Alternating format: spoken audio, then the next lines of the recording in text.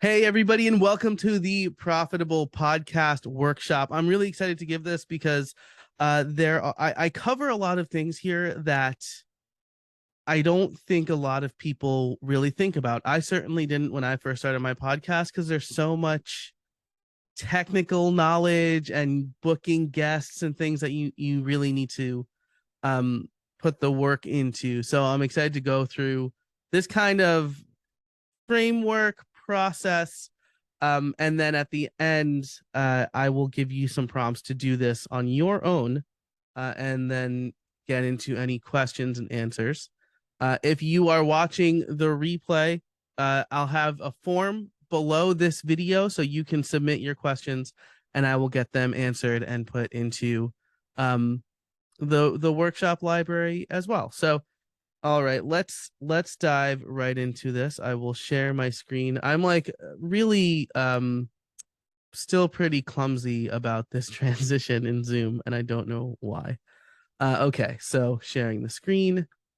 Let's present this.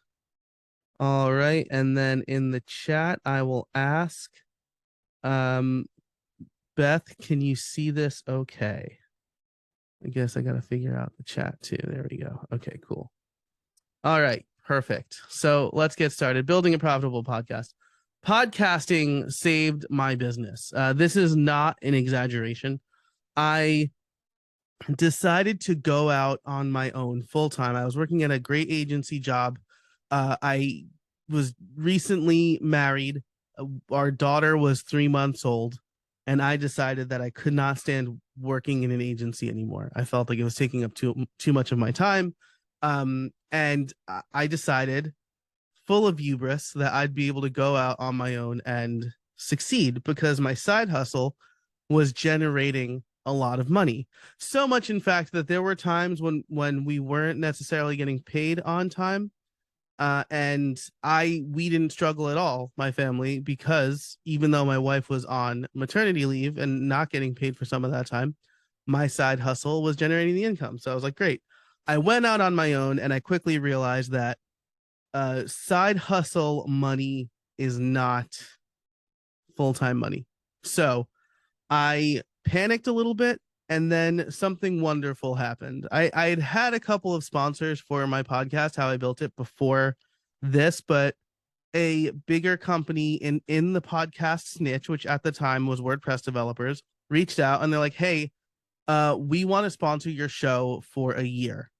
And I was like, oh my God, this is going to give me enough money to like float myself for several months while I find clients and line up work. And that's absolutely what happened. It was my first 5-figure deal in my podcast. And I think back on why. And it's because I had a few things in place, even though I didn't realize it. And so these are the things that we're going to talk about today. Because here's the truth. Downloads aren't as important as you think. I certainly had more downloads than I think a lot of podcasts, but I did not have a lot of downloads. And I still don't. I mean, I probably have more than a lot of podcasts. I think depending on who you ask, my show's in the top 5 to 2%. But I don't have like smart passive income downloads or stuff you should know downloads. And I still regularly get sponsors at 5-figure deals. So it's not the downloads, it's the audience. Your audience is the most important part of your podcast because you are reaching people who trust you. And if they trust you, they will trust the brands that you promote. They'll trust the products you create. They'll trust that what you're telling them is legit. That's the beautiful thing about podcasting, is that people know, like, and trust you faster. And so you build your audience, they trust you, and you should never betray that trust, but you can leverage it and you can help brands leverage it. So the goals of this workshop, we're going to define your mission statement. I think this is the most important and most underrated part of starting a podcast. We'll determine how you make money. and then we'll come up with a content blueprint for you. So those are the 3 goals. I know that's a lot to pack into 60 to 90 minutes, but these are all actionable things that you'll be able to do while you're watching or after you're done watching. And here's the outline for that. So we're going to go through what is your mission statement. We're going to go through my SMASH framework, which is how you make money podcasting. We're going to talk about the importance of creating a landing page. Again, I think this is another underrated thing. Most podcasters don't think about. It's an afterthought. And then how to plan your content to stay consistent, because consistency is another important factor in having a profitable podcast. If you're just publishing every so often, people are going to view your podcast as a hobby and they're not going to want to support it financially. Then we will get into the hands-on portion and then some Q&A. And again, the hands-on portion and the Q&A, that probably won't be part of the recording. But if you have questions or you're trying to implement this, leave a comment below if you're watching the replay. Okay, so first, let's talk about your mission statement. Your mission statement defines your podcast and who you serve. This is really important because it's going to be your guiding light for creating content and for how you monetize. So my framework for coming up with a mission statement is my podcast helps audience solve problem by goal of each episode. Quick example, my podcast, Make Money Podcasting.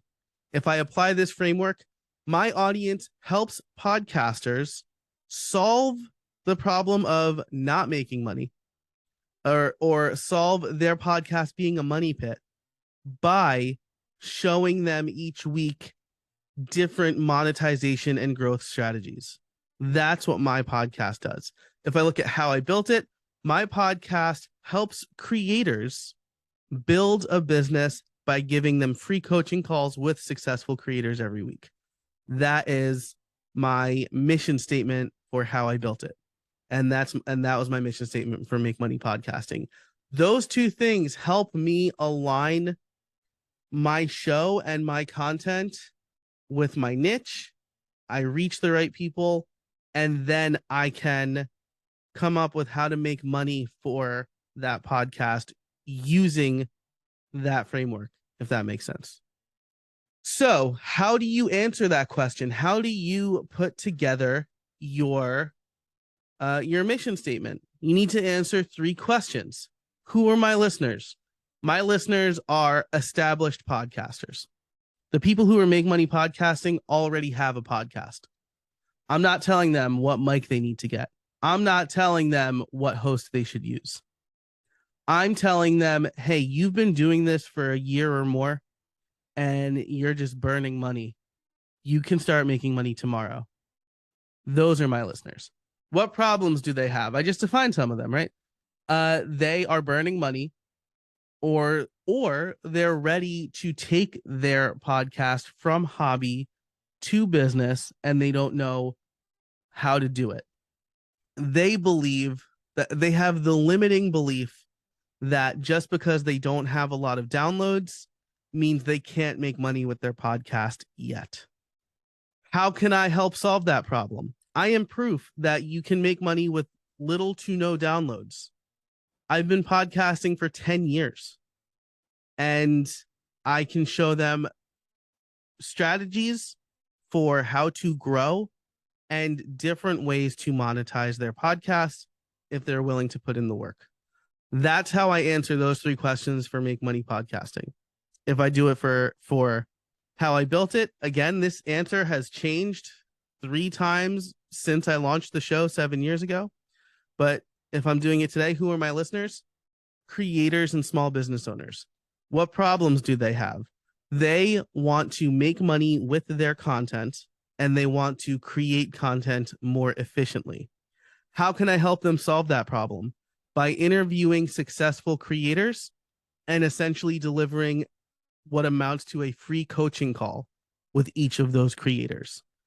That mission helps me guide the interview, create the content, and then find the sponsors who sponsor that interview.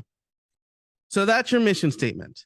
Once you have that, now we can look at the Smash framework. I'll walk through each of these. Whoops. I'll walk through each of these, and I want you to think about, if you have a mission statement, of how each of these can apply. And Beth is sharing in the chat here my quick and dirty mission statement. My podcast helps website providers lower their costs by streamlining their project management and delivery using proven project management techniques. Perfect. You have your audience, you have the problem that they're trying to solve, and then you have your solution. And each episode should present some part of that solution. That's really going to be the content, how you come up with the content, which we'll talk about later. Love it. Great job. All right. So making money. My Smash framework is something I've talked about a lot. If you've seen me present on making money before, you'll know I've had this for a while.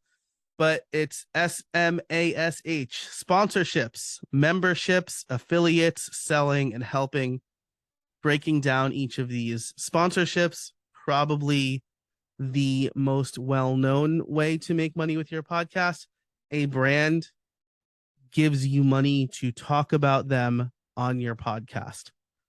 Most people will think that sponsorship is the best, potentially the only way they can make money with their podcast. In a lot of cases, it is a way. I generally will not advise people to turn sponsors away, though there are always exceptions. We'll get to that in a minute. But it's certainly not the only way, and it might not be the best way, and it's probably not the easiest way. But it is an important way. And I mean, I'd be a little bit of a hypocrite if I told you not to find sponsors, because I have 3 podcasts and they are all sponsored. Now, I have a future plan for one of my podcasts, but we'll talk about that later. So sponsorships, that's S. M is memberships. So this is people giving you money to support your show, usually in exchange for some other value. You'll see most podcasts have like a $5 a month tier, get ad-free extended episodes, right? That's what I offer. I've been offering that for more than a year now, and I'm going to tell you that it's probably not the best way for me to make money. It could be if you have like a core group of like 100 rabid fans who will happily pay you $5 a month or $50 a year. That's a decent chunk of change, especially if your offerings are, I always like to say, low effort, high reward, right? So my members also get access to these workshops. So if they watch one workshop, their membership is mostly paid for already, right? But another way to look at memberships, especially if you have a knowledge worker focused podcast where you're establishing your expertise, is you can sell a higher end membership to people who are listening to you, love what you're saying, and want more of it, and want more hands-on or catered attention or topics and things like that. So it doesn't have to be the Patreon model. It could definitely be a higher end membership model, or it could be a combination of both, right? That's something I'm experimenting with now or in the near future. So there are a few options there. Affiliates is affiliate links. I have a newsletter going out as I record this next week. I've seen a lot of people do this where they can't find a sponsor and they will say, this episode is brought to you by so-and-so. Click on the link and it's their affiliate link. Affiliates and sponsors are not the same thing, and you should not position them as such, because a sponsorship is a brand deal. You work with the sponsor. The sponsor tells you the talking points, what they want you to highlight. You usually have a script that they've approved or talking points they've approved, and that's the basis for your pitch. With an affiliate link, that's much more of a personal recommendation.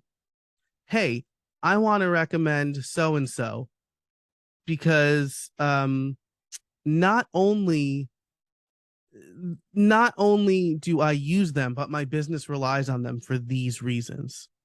If you want to help support the show at no additional cost to you, you can click on the link in the description. It's my affiliate link, but I wouldn't be recommending them if I didn't believe in them. Beth is saying in the chat, that seems a little shady, claiming to have a sponsor that you don't. That's the other thing, right? What did I say in the beginning of this workshop? You earn the trust of your audience and you shouldn't betray that trust. Lying to them to make yourself seem more attractive to sponsors betrays that trust. And honestly, there's no good reason for it, right? There's not a sponsor who's going to be like, well, you've never had sponsors before, so I'm not going to sponsor you. That's not how it works. Sponsors, like brands, aren't looking for the same kind of social proof that product buyers look for, right? Some people don't want to be the first person to buy a product.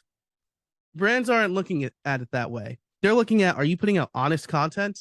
Are you putting it out regularly? Are you addressing the audience that we want? Yeah, we'll sponsor your show. Hover sponsored my podcast in the very beginning, virtually sight unseen. And they did it for like 6 months because they were getting a good return. Once they stopped getting a return on their investment, they stopped. But I didn't have any sponsors. I didn't have a pitch deck for it to be like, hey, Hover, like, look at all these great brands that have sponsored me.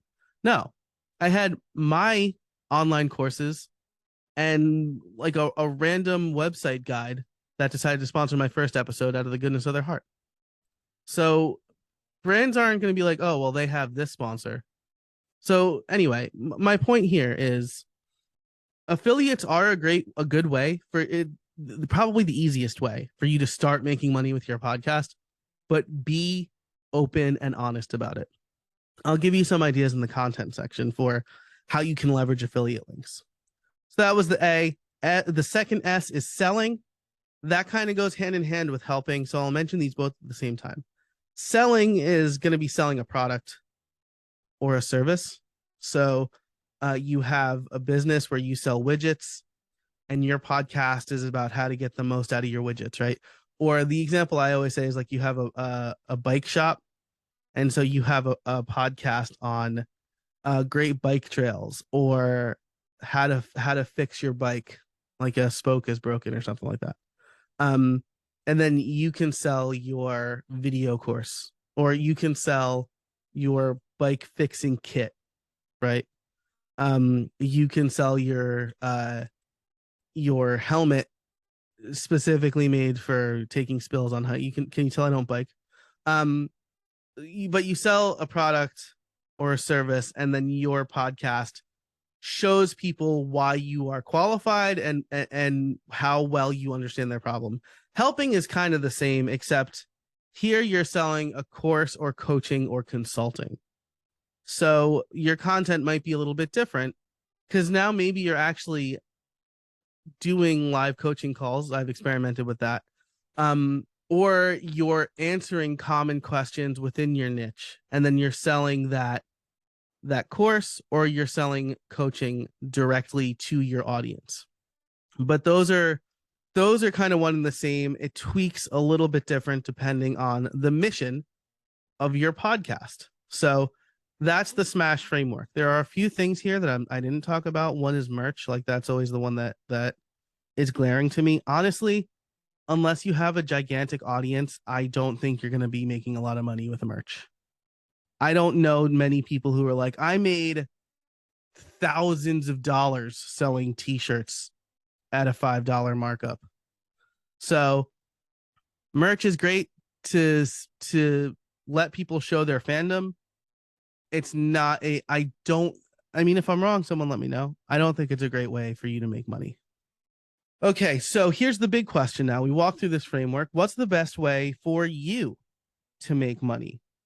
And again, this is where your mission statement is going to come in, because if your mission statement, let's look at Beth's again, help website providers lower their costs by streamlining their project management and delivery using proven project management techniques.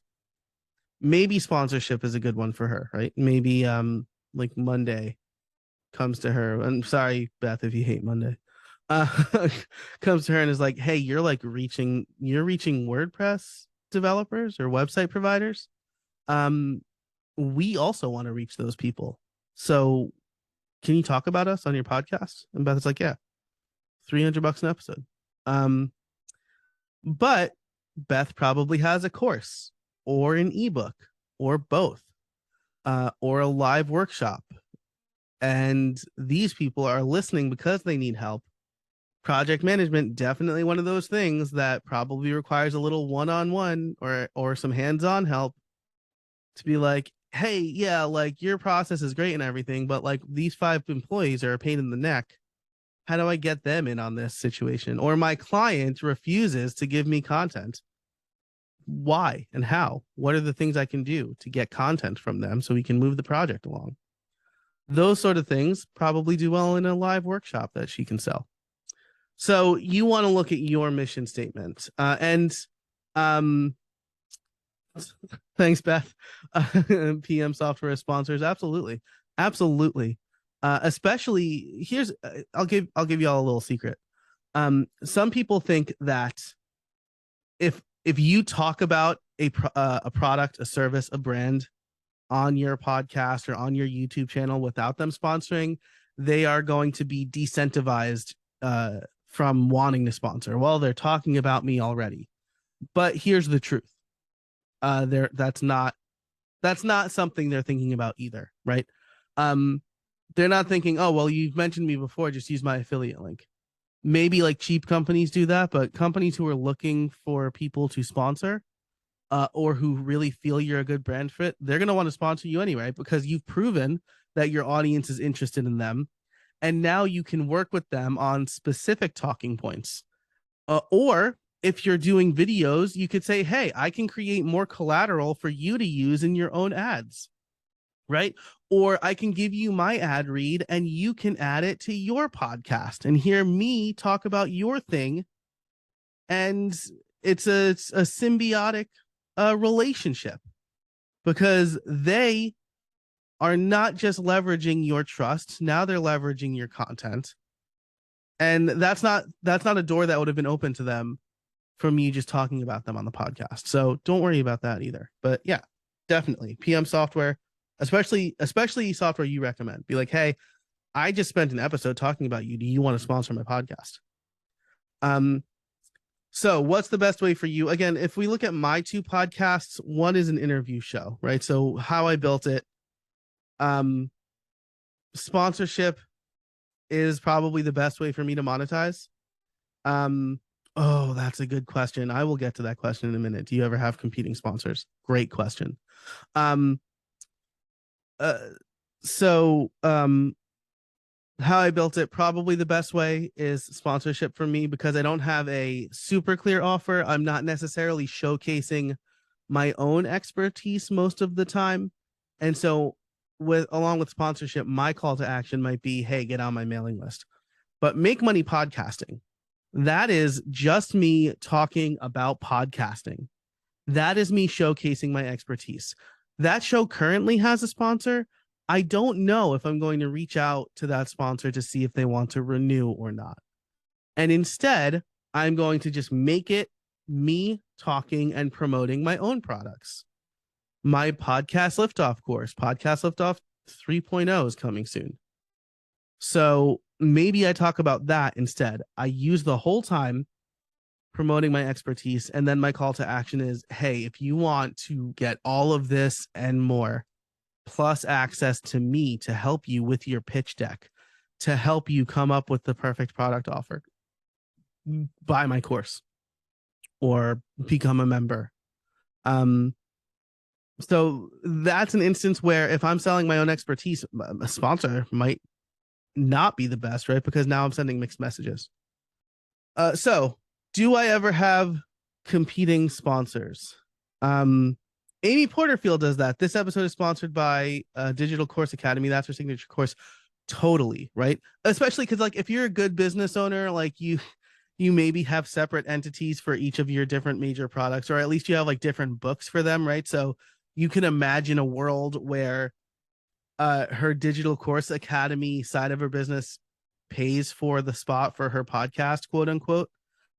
This is something that like production like cable companies do, right? So for example, um even though Universal owns NBC, what's a good movie from NBC Universal, or a good TV show, right? NBC would still have to pay Universal for like syndication rights for their TV shows because they're technically separate businesses, right? And that affects the bottom line. So, yeah, Amy Porterfield does that, right? At $14.95 per student, one student sign up kind of pays for a lot. Yeah, absolutely. And actually, while we're here, Amy had a brilliant episode a few weeks ago where she's like, how you can quickly make $2,000. Good advice. And also, she's like, I'm just going to be upfront here. Like, that's how much my course costs, and the doors are opening soon. So if you want to take my course, like, here's how you can make money to fund that. Just like, first of all, super upfront. So like, not betraying the trust. Really clear with her goals, but then is also like, yeah, these are my goals, but they're also your goals, right? Like, you want to make more money, you want to learn from me, and I understand that my course costs a lot of money, so here's how we can help each other. Like, really admirable and well done. Amy does a lot of really cool things. I'm really impressed by it. Okay, so Beth's question here, do you have any competing sponsors? For a long time, it was an automatic no. I would just say, oh, just by virtue of you buying a spot, I'm not going to run competitors. I have recently changed that. So now I say, so if a brand comes to me and I have open spots and I'm not currently running a competitor, I say, hey, if you buy the rest of these spots, you get exclusivity, right? So I have 3 slots. They're each, let's say, $300 each. They want to buy a month's worth of one slot. That's $1,200. For $2,400, you can be the exclusive the exclusive project management sponsor. Full disclosure, if you so you essentially tell them that they're buying the exclusivity. You're charging more for exclusivity. This is not an uncommon practice, right? If I have 12 ad spots, if I'm a TV company and I have 12 ad spots, and you want to be the only person, you have to buy all the ad spots, right? You probably watch TV where you see a Ford commercial immediately followed by a Toyota commercial. So I've taken that approach recently. If company A is currently sponsoring, and company B competes with company A but wants to sponsor, and I have open spots, the first thing I'll do is go to company A and I'll say, hey, your competitor company B wants to sponsor my podcast. I'm giving you the opportunity to essentially buy exclusivity. And if they say no, fine. I go to company B and I say, you can sponsor this. Full disclosure, company A, your competitor, also sponsors. So if you're not comfortable with that, here's my next open spot where company A is not sponsoring. If you want to buy exclusivity, here's the price. I hope that makes sense. So essentially, I charge more for exclusivity. And that is very common and smart, right? Because otherwise you're leaving money on the table. And that's how I came to that conclusion. At some point, I think earlier this year, maybe the end of last year, I was turning away. I had a company that has a lot of different products. And then I was turning away companies that had similar products. And I'm like, now I'm leaving money on the table. I'm devaluing my work. So I decided to change to, hey, here's the exclusive number. You want to sponsor a year exclusively, it's going to cost you this much. You want to sponsor a month exclusively, it's going to cost you this much. And as long as you're upfront about it, no harm, no foul. Right? It's when you try to play these games behind the backs of sponsors that that's when you get into trouble. Okay, so what's the best way for you? Let's break it down this way. I tried to come up with a really simple kind of rubric for this, because at first it was like, well, what do you feel, right? And that's not really the best way to think about it. So I kind of tried to put podcasts into buckets, right? So if you're selling your expertise, selling a product or service probably works best for you. I'm not going to say sponsorship doesn't work best for you, but I will say selling a product or service is probably your best path. And if you want to find a single sponsor partner, right, or you are approached by someone, work it out and figure out the best way to do it. But if you're selling your expertise, your best bet is to sell your products that your expertise is based on. Is it strictly entertainment? Sponsors, affiliates, and memberships probably work best here. Sponsors are going to want to, again, reach a certain audience. Affiliate links, if you're recommending stuff, you include affiliate links. And then memberships, right? Because if it's an entertainment show, with a membership, you can do behind the scenes stuff. You can have Q&As with your members. You can add more, like if your show is scripted, for example. I'm getting a little scratchy throat. Excuse me, I'm going to mute for a second. If your show is scripted, right? Maybe you have a behind the scenes episode about putting that script together, how you did your research, the things that didn't make it into the script. CGP Grey, I mean, his following is huge. But he does this really well where he'll spend 3 to 6 months on a video, and it's like a 7-minute video on a complex topic that's animated. And then for his members, the next day he does a live stream, and smartly he makes the live stream available on YouTube, but you have to be a member to see it. I think you have to be a certain YouTube level for that. But he makes a live stream just for his members where he talks about what didn't make it into the script, what got cut at the last minute, how did the production process go this time. That's really interesting stuff. So if you're doing an entertainment podcast, and it doesn't have to be like fiction or whatever, but it could be like, you know, talking about, I guess I would consider my WP review podcast some mix of entertainment and current events. But how I built it is probably kind of entertainment / expertise, right? So and I offer a membership where I talk behind the scenes, like how I got Marie Poulin on the show or whatever, like what we talked about, or like why I had to record my episode with Marie Poulin from Bethany Beach because I don't know how calendars work or whatever. So things like that are going to be really interesting to members. So sponsors, affiliates, memberships. If it's current events, sponsors and memberships are going to work best, I think. Maybe you have a product, but that product is probably like current events plus, right? Look at the New York Times. Or Upgrade is one of my favorite podcasts. They are an Apple / technology news podcast.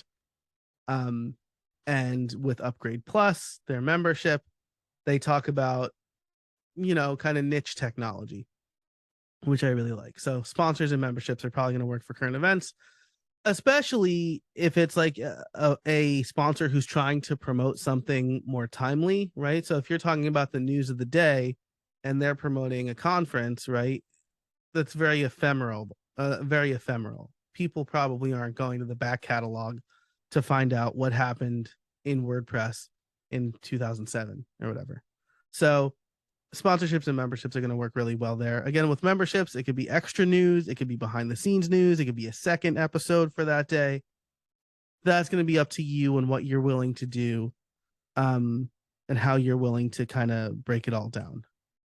Again, this is going to depend on your mission statement. How you make money should align with the problem your podcast solves. So if you're solving a very concrete problem with your expertise, sell your own product or service. Or at the very least, build your mailing list. See how many people are coming from your podcast to your mailing list. And now you can track how many of those people can become customers. And guess what? Your podcast is making you money. I had Sam Munoz on my podcast a few weeks ago where she doesn't even build her list really. Like, well, she does, but like she direct sells her cohort membership on her podcast, has dynamic ads for when the doors are opening and closing, and she directly sells to her podcast listeners. And the alignment, her mission statement and her product are so tightly aligned that it works for her. So, I think it really depends on your mission statement. Who are you serving? How are you serving them? If you're serving people to keep them informed on WordPress or Apple or Tesla or whatever, something not technology related, a membership maybe makes sense, right? Because then you could push more breaking news to them, or send them hot takes or whatever. Send them a newsletter that you put together on the days you don't record, right? And that's going to add value for them.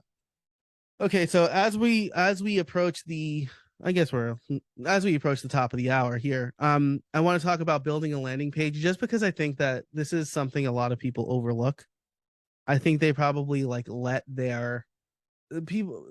I've seen well-known podcasters just straight up link to Apple Podcasts, and Apple Podcasts is great and all, but you want to have a place to send listeners that's not Apple Podcasts, because at best 50% of listeners are using Apple Podcasts. The other 50% are using something else.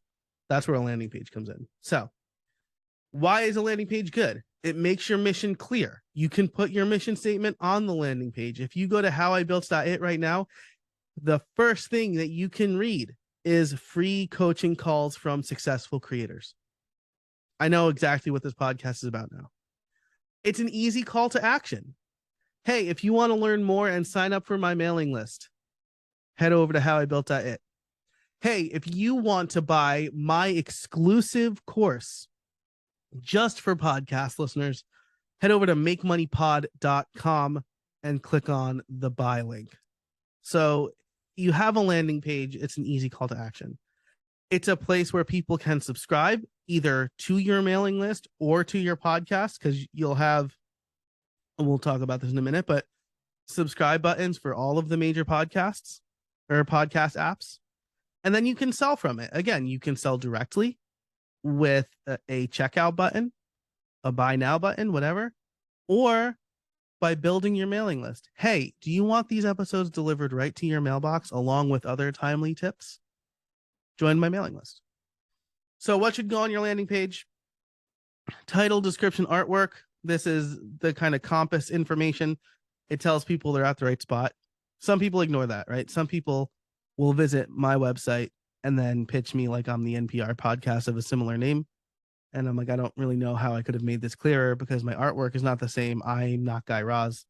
But title, description, artwork, this will tell people they're at the right place. Subscribe buttons. The subscribe buttons, linking specifically to each app. So I have Apple Podcasts, Spotify, Amazon Music, Overcast, Pocket Casts, Podchaser. There's a number, but there's first of all, the tools I'm going to recommend will kind of have these listed for you, and then you can just fill in the URLs, but pick a handful and then have a link to the RSS feed as well. A mailing list form, again, you're going to want to build this. You're going to want to build your mailing list no matter what method from the Smash framework you choose, because a mailing list is just easier to directly sell to. Maybe the week you're pushing your whatever templates, people skip that episode because I already feel like I know a lot about this, or I just don't have time to listen to this week.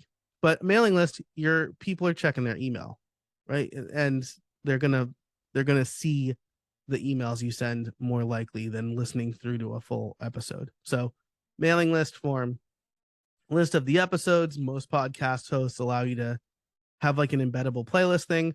Host info, this is information about you, and why you are qualified to host this show. And then contact information, how they can get in touch. I've experimented with just a zip message link, so people can send me a asynchronous video message. Most people understand the form. A form is probably the best way to do it. But either way, let people get in touch with you. So tools for landing pages. You can see 3 examples here. One is your host, right? So again, depending on the host, if you use Libsyn, you're out of luck. They just have the crappiest looking web pages I've ever seen in my life. And I've made some pretty crappy web pages. But the one that you see on the screen here is from Buzzsprout. They do a nice job putting together a page where you can click on each episode or just listen to each episode. Castos is another host that has done a good job with their podcast landing pages. And with each of those, you can also point a custom domain to it. So it's not just like whatever.castos.com, whatever.buzzsprout.com. It's if you go to makemoneypod.com, that is a Buzzsprout landing page. WordPress, of course, I'd be remiss not to mention WordPress because I've worked with WordPress for a very long time, and how I built it is a WordPress page. This is going to give you the most flexibility, no matter what you use, because it's a full website builder. Also, probably the highest learning curve. And then there's Carrd, CARRD.co. This is a landing page tool. What I love about Carrd is that it's like $20 a year for 10 landing pages, all with custom domains. It's just like stupid cheap, right? Like WordPress, you're probably looking at between $5 and $20 a month. Carrd, it's like $20 a year and you get some landing pages. So I recommend Carrd if you're just starting from scratch. CARRD.co. This isn't even an affiliate link. I might be an affiliate. But I just think it's swell. It's really easy to use. You don't have to worry about hosting. Lots of good stuff. Beth is asking, is there a WordPress plugin that embeds podcasts that can be played directly from the site? Yes. Castos, their plugin will do it. Second Line Themes has a couple of pretty good plugins that'll do it. Most of the time, what I end up doing is just like they'll give you like embeddable HTML. I will just copy that and paste it into a post. But with Buzzsprout and a few others, I'll get the name of this. Second Line Themes has a really good plugin that will grab from your RSS feed and do the embedding. So let's see if I can find it right now. Second Line Themes. Their themes are okay. Their other plugins are just swell though. Yeah, and so HTML is fine if someone gives me the code. Yeah, they'll just say like copy this code. But again, like you want to make it as easy as possible, right? So I've Second Line Themes, let's see if I can find Podcast Importer Pro is the name of this plugin. And it works with a number of podcast hosts, and it will create a new post for each episode in your feed. And it works with most hosts. So I'll paste this in the chat and it'll be available via the replay, but this is what I'm using. Super easy, barely an inconvenience. Carrd, I think Carrd will import for you. There's also Podpage. That's probably the best one. That's $20 a month though. Like that's a little bit pricey in my opinion. I mean, it's your full website, but it's a little bit pricey for like a landing page, but it's very well done. So if you're looking for like all the frills, no headache, easy peasy, just kind of feed in your podcast feed, podpage.com is probably what you want. All right, finally, let's talk about your content. We're going to talk about the content that you should make and then how to kind of log ideas and get into a good process, because consistent podcasting is really important if you want to make money. So your content should serve your mission. We built it right into the mission statement, right? My podcast helps audience solve problem by, and then the goal of each episode. So your content should serve your mission, at least in the beginning. While you're building your audience, don't deviate from that mission. Because I'll tell you what, the episodes where I've deviated from my mission have done poorly. And in fact, Make Money Podcasting did pretty poorly early on because I don't think my mission was clear enough. And so I was talking about all this setup stuff. Oh, like what landing page tool you should use. Not what people were coming to the podcast for. They want to know how to make money. So, and grow their show so they can make more money. So your content should serve your mission. I'm throwing this in here because a lot of people ask me about it. And I think it's really important because, again, I think a lot of people believe that they need a lot of downloads to get sponsors. So creating content to get brands. You need three things. You need audience alignment. Downloads don't matter as much as audience alignment. Your mission allows you to reach a specific niche that certain brands also want to reach. So look at your mission statement. Look at your podcast helps audience solve a problem. Look at the tools that also solve that problem and reach out and say, hey, I'm talking to X number of people every week. They want to solve the problem that your product solves. Let's talk. Talk about the brands. Talking about the brand won't dissuade them. I said this earlier. If you're talking about them, it'll help your audience. And then you could be like, not only do I think that you are the best tool to help, I've already talked about you on the show. So if you have a campaign, let's talk about how we can get involved in that campaign. Maybe you want to push a specific feature. Maybe you want to reach a specific audience. Maybe you want to just use my sound clip in your own collateral. Either in any of those scenarios, let's talk. And then talk to your audience. Ask them what tools they want to learn more about. And more importantly, what problems they need solving. Then show that input to potential sponsors. If I ask my audience what they want to learn about and what problems they're trying to solve, and they say, oh man, private podcasting is like just seems like such a headache, I can go to Castos or Transistor and say, hey, you have private podcasting built in. According to my audience, here are the numbers. They want to know more about private podcasting. Why don't you sponsor my show? How big of an audience do you need to sponsor? How do you quantify audience size by your email list? Sorry for all the questions. These questions are very good questions. Beth, you're a member, so I think you actually have access to this other workshop I did about finding sponsors. So I would point you to that. If you're not a member and you want access to that, you can buy that. But basically, how big of an audience do you need? It's tough to say, right? Because we're not talking about like Casper, right, or whatever, like, or Squarespace. All these people who are sponsoring all the huge podcasts. Again, all of my podcasts are sponsored with 0 downloads, but more realistically, I got my first couple of big sponsors with like maybe a few hundred per episode, maybe a couple of thousand per episode. But again, downloads don't matter as much as audience alignment. So if you have any addressable audience, and how are they quantified? It's by downloads. This is how podcast sponsors will look at it. And usually they'll say downloads within the first 30 days. So my episodes are usually downloaded like 4,000 to 5,000 times in the first 30 days. And it's usually like around 1,700 to 2,000 times in the first 7 days. So those are the important numbers. By your email size, this is your email list. This is what I like to call building a calculating your overall reach. This is what I recommend a lot of my coaching clients do, because you're probably not going to have a lot of downloads, but maybe you have a gigantic list. Maybe you have a big social media following. Combine those things.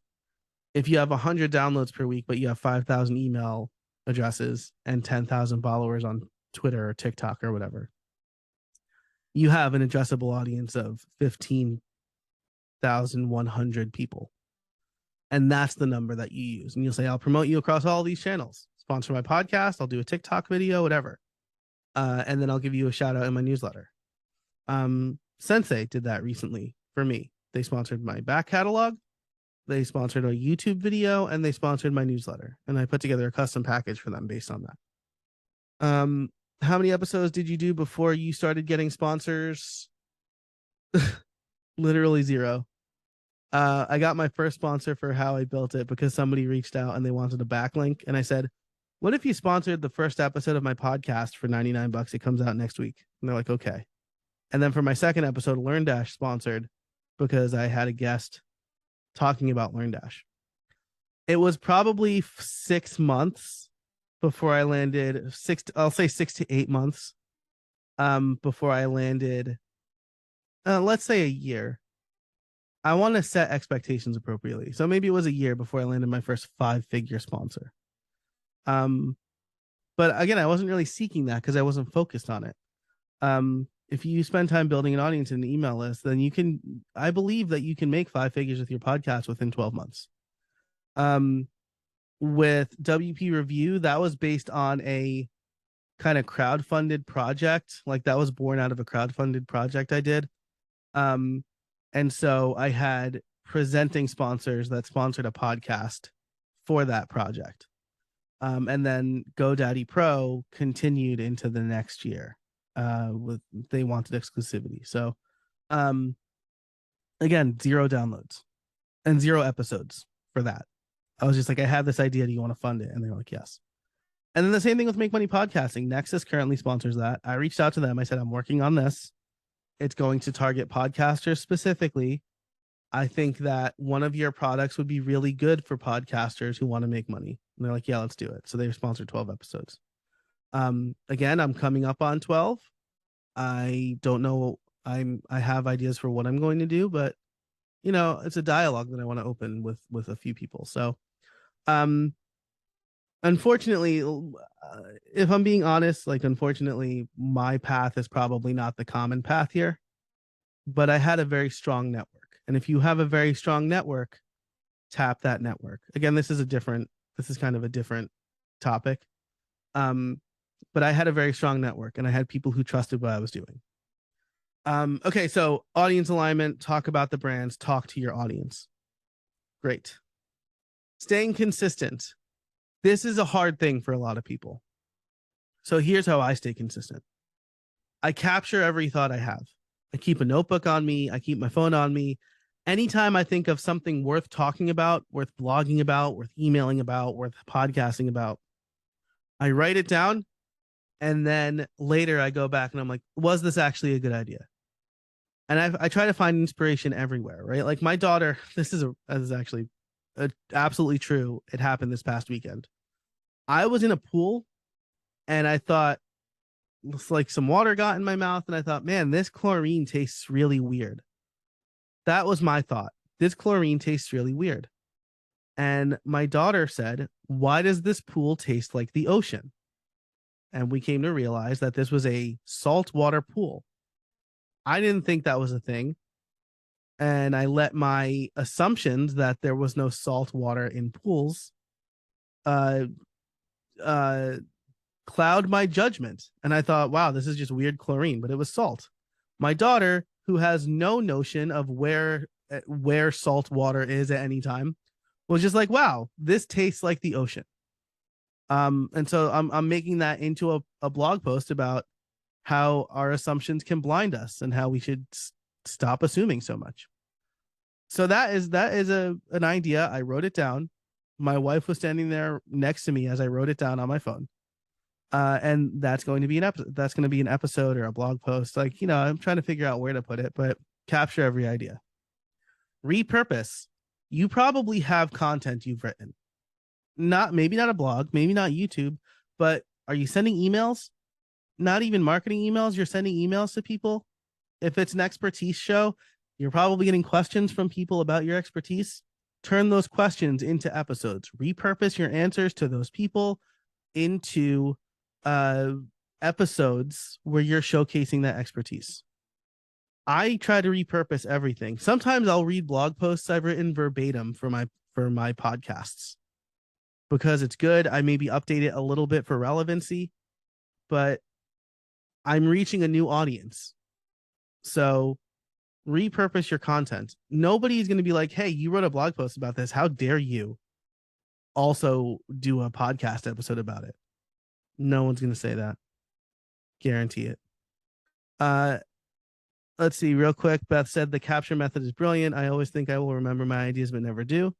Yeah, people ask me how I remember stuff. I don't. I write everything. I write everything down. Because I know in like 10 minutes, I'm going to start thinking about something else. And I'm going to lose that thought. And that's extremely frustrating to me. I would highly recommend Building a Second Brain by Tiago Forte. Really good book. And it helped like coalesce a lot of things I was already doing into a better system for reviewing. But he talks a lot about capturing and how to figure it out. It's called Building a Second Brain by Tiago Forte. I'll put it in the chat. And hopefully I will remember to include all of this in the email that goes out with the replay. Okay, so once you capture and once you figure out everything you're repurposing, it's time to plan. So here's what you do. Sit down with all of your ideas, pick the 10 best ones and put them into a schedule. And now you have your next 10, maybe 12, right? You have, if you're doing a weekly show, you have 3 months of content planned. So now you're not just sitting at a mic going, what am I going to talk about today? You have a bank of ideas. If it's an interview show, then reach out to those people, reach out to people for those topics as soon as possible and get them on a schedule. And finally, batch your content. I can't stress this enough. Especially if you haven't started a podcast yet, you're in the best position to get ahead of the game because you don't have a deadline for launching your podcast. So record 12 episodes, schedule them on a weekly or fortnightly basis, and now you have 3 months of runway or more where you can keep doing this. My how I built it is scheduled until October. I'm almost done with the year's content, and it's midway through August as we record this. So batch your content. What do you think? Question from Beth. What do you think of the mini podcast, and how long is mini? I think if you're starting a podcast today, a mini podcast is what you should start. I tweeted that recently. 20 minutes or less is a mini podcast. Could be 5. The most frustrating teacher answer, right? Make it as long as it needs to be. So if you can make your point in 5 minutes, great. Wonderful. If you need 10, I ad lib a little bit. So I'm closer to 20 minutes for my mini, but Make Money Podcasting is a mini podcast. I think it's the best one to start today because you're relying on just yourself, right? You don't have a co-host, so you don't need to schedule with them. You're not getting guests, so you don't need to coordinate schedules and then do complex editing. You can script or outline. Beth here in the chat, thinking 5 to 7 minutes. Beth, you're good at talking. We're both good at talking. So you probably don't need to write a full script. Maybe you do. It's fine. I usually outline. I talk into Descript. If I mess up, I stop recording, I delete, and I start over. Not the whole thing, just clips. Descript makes it very easy to edit. I have a template, so I just put the cursor where I want in the template, and I talk. I have my bumpers already done. So a mini podcast with Descript, I think it's not easy. None of this is easy, but I think it's the easiest path to a successful podcast today. And most people want shorter podcasts. The average people are starting to commute again. The average commute's 25 minutes. Most people want to listen to a podcast on their commute. People take 20-minute walks, right? There are a few podcasts I listen to that are 2 hours long that it takes me like 2 days to listen to because I start and I stop and I this and I that. Mini podcasts, you don't have to worry about that. It's a lot more consumable. And then, like Beth said in the chat, right, you can batch. So maybe one day you create a bunch of outlines, right? You're in that writing mode. So you write outlines or script for 4 episodes. And then on another day, or maybe you have alternating weeks, because if you're doing 4 or 5 episodes, you're giving yourself that cushion. You record and you release. I strongly recommend that because now you're not in this hamster wheel of like, oh man, what am I going to write today? I'm in that a little bit today because I decided the episode I had ready for my next podcast episode is not what I want to do. I want to do something more timely. So right after this, I'm going to record a podcast that I wasn't going to record, but that's my choice. I have 4 episodes in the tank ready to go. And this is just my choice for today. So batch. And then on the days that you don't have it in you or you have a cold, you already have the episode recorded, right? So if I was sick, I wouldn't be like, oh man, I gotta muscle through being sick to record. It gives you wiggle room. That's what I'm saying. Okay, so we're at, we're almost at the 90-minute mark. Recap, write your mission statement, define your revenue streams, create a landing page, build the right content. Those are the 4 things you need to do to build a profitable podcast. Once you define your mission statement it's going to help inform the rest of those steps. So I think that's the first thing you need to do. Thanks so much for attending. I'm Joe Casabona. You probably already know that. I'm on Twitter at jcasabona. All of my resources are over at podcastliftoff.com. The smart thing to do at the end of this is a paid workshop, so I don't need to sell. But I am working on a semi new offering, Podcast Liftoff 3.0. So you're on the list. You'll get notified about it, but I'm really excited about it. Beth saying very well presented, lots more to unpack, but I like the framework. Thank you. I appreciate that. There's a lot to unpack here. The hands-on section was going to be a group section. I think most people are going to watch the replay though. And then we got some questions and answers. So I'm going to stop the share here and I'll stop the recording. And then for the people who are here, which is mostly Beth at this point, if there are questions or anything like that, let me know. But if you are watching the replay, thanks so much for watching. The slides are also on this page, as well as some of the resources we talked about. And if you have any questions, leave them in the comment section below, and I will do my best to answer them either via video or just in line with the rest of the comments. But thanks so much for watching. And I cannot wait to see what you make.